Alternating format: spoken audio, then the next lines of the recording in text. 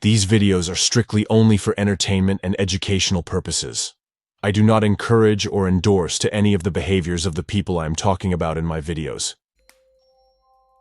A young child goes missing. The whole country starts looking for him, and eventually, the family gets him back, only to realize that he wasn't their kid after all. While it may sound like something out of the Twilight Zone, this was an actual mystery that unfolded in Louisiana in 1912.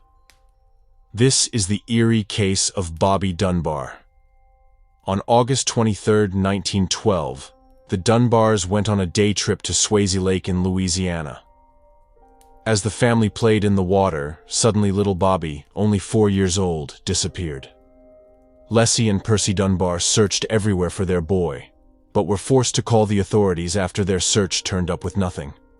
The local police, and eventually the state police, began a statewide manhunt for the boy.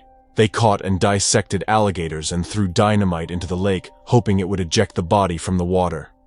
None of their efforts turned up with the body of Bobby. Then, 8 months after Bobby's disappearance, the Dunbars received good news. A boy matching Bobby's description had been found in Mississippi. A man named William Cantwell Walters, a traveling handyman, had been seen with the boy. When authorities caught up with him, he claimed the boy was Charles Bruce Anderson, the illegitimate child of his brother, and a woman who worked for his family named Julia Anderson. He claimed that the boy, who he referred to as Bruce, had been left in his care by Julia, while she left to go look for work. Many residents of the town backed his story up, but the police still arrested him and took the boy into custody. The initial reunion between the boy and the Dunbars remains disputed to this day. One newspaper claimed it was joyful and that the boy instantly shouted, "Mother," upon seeing Leslie. Other accounts claim that both Leslie and Percy Dunbar were hesitant to confirm that the boy was Bobby. The next day, after taking the boy home for the night and bathing him, Leslie Dunbar said that she had positively identified moles and scars on his body that confirmed he was her son. The police then allowed the Dunbars to take little Bobby back to their home.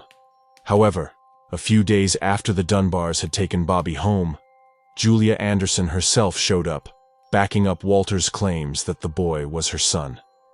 She said she had allowed Walters to watch him for a few days while she looked for work, and that those few days had turned into months when she hadn't been able to find any. The police then called the Dunbars back, requesting that Bobby be a part of a lineup to see if Julia could correctly identify him. She couldn't. She asked whether he was the boy who had been found, but when she wasn't given an answer, she admitted that she was unsure. However, she returned the next day claiming that she was, in fact, confident that the boy identified as Bobby Dunbar was actually her son Bruce.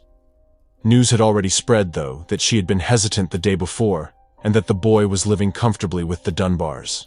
The courts were hesitant to bring the case back up. Unable to pay for a court battle anyhow, Anderson returned to her home in North Carolina, leaving the boy with the Dunbars. At this point, the Dunbars were fully confident that the child was Bobby. He had returned home and acclimated well, was playing with his brothers, and showed signs of remembering things at the house. Because of this, Walters was convicted of kidnapping and spent 2 years in prison for his crime before his attorney appealed. Due to the cost of the first trial, the court declined to try him again instead of releasing him. Until the end of his life, he maintained his innocence in the case. By now, it seems that everything was well and good. Bobby had been reunited with his family and was adjusting well. He grew up and got married, eventually having 4 children of his own before his death in 1966. Though he had been told of the events that had happened during his childhood, family members recounted that he always maintained that he knew who he was and that he was Bobby Dunbar. Then in 2004, Bob Dunbar Jr., son of Bobby Dunbar, consented to a DNA test. His daughter, Margaret Dunbar Cutright, had been investigating the events and wanted to prove once and for all that her grandfather was Bobby Dunbar. The DNA from Bob Dunbar Jr. was compared to the DNA from his cousin, the son of Bobby Dunbar's younger brother. The test was conclusive. Bob Dunbar Jr. was not blood-related to any of the Dunbar family. The boy the Dunbars had claimed as Bobby Dunbar all those years ago was, in fact, Bruce, son of Julia Anderson.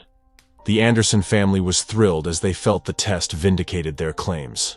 The Walters family as well was overjoyed, as the evidence exonerated the kidnapping claim against William. As for the real Bobby Dunbar, his fate is still unknown. Margaret believes that the child fell into the lake and either drowned or was eaten by an alligator. Some journalists theorized that Leslie and Percy Dunbar had done something to their son and had used Bruce Anderson to cover their tracks. Authorities claimed that they found footprints leading away from the lake and that they heard claims from locals that a suspicious-looking man had been seen carrying him away, but the rumors were never confirmed. The mystery remains unsolved to this day. Thank you for watching this video. Please feel free to share your thoughts in the comments down below. Don't forget to like the video and also subscribe for more. See you next time. Bye.